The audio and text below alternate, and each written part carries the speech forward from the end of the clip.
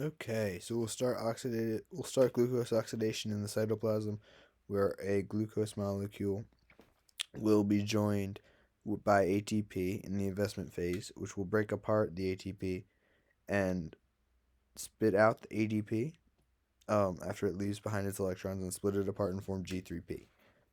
This G3P will then form pyruvate, which will have a total net loss of 2 ATP.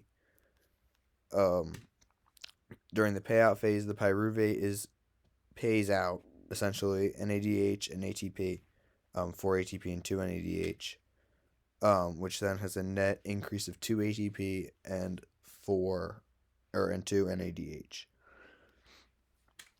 We're then transported to the mitochondrial matrix through active transport, where the pyruvate molecule is sent up through into the mitochondrial matrix from the cytoplasm. Um, we'll now be focusing on one strand, but all of this happens twice essentially. So during the link reaction of pyruvate oxidation, an acetyl CoA comes in and binds to two of the carbons.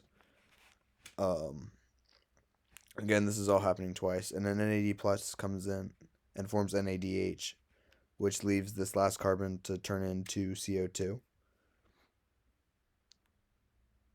Which leaves this last carbon to form CO2, which is then expelled out through the air that we breathe as a byproduct of our breath. Um, the acetyl CoA then comes in during the Krebs cycle and drops itself off on this oxalacetate, and forms citrate. Another NADH plus comes in and binds to form NADH, which then leaves the total at 2 ATP and 8 NADH. One of the carbons turns into CO2 and sort of blebs off, forming a glutrate. Another NADH comes in and bonds to another carbon,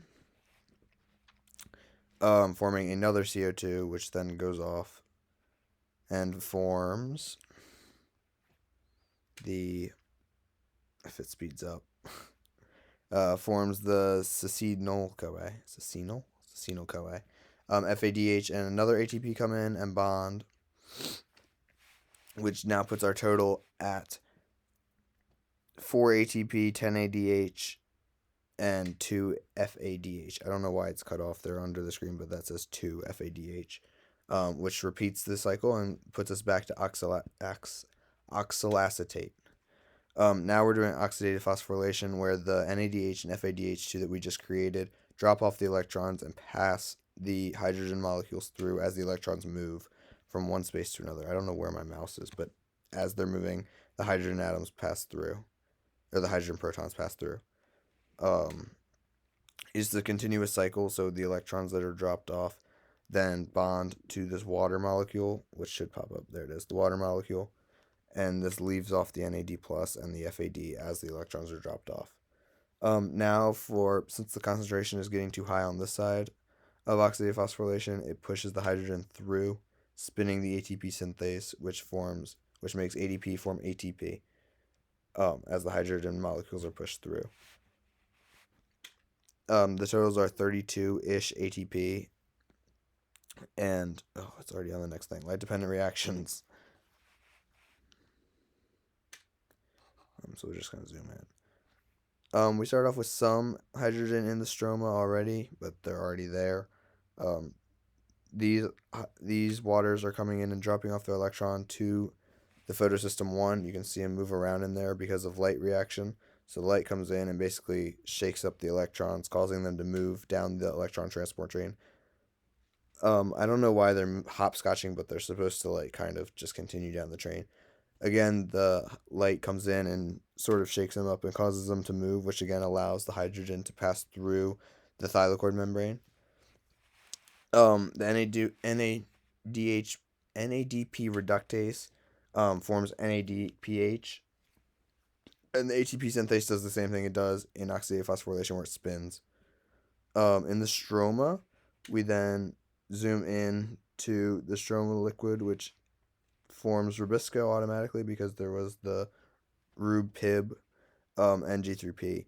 So this is kind of like the investment or the payoff phase of the Rub Pib. I don't know why it's skipping like that, but it's supposed to merge out.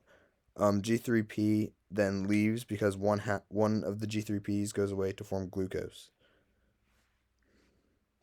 The G3P is then recycled and forms glucose. Only half of a glucose though. You then take the 3 carbon and it forms Rupib again to be recycled, and the process starts over. Thank you.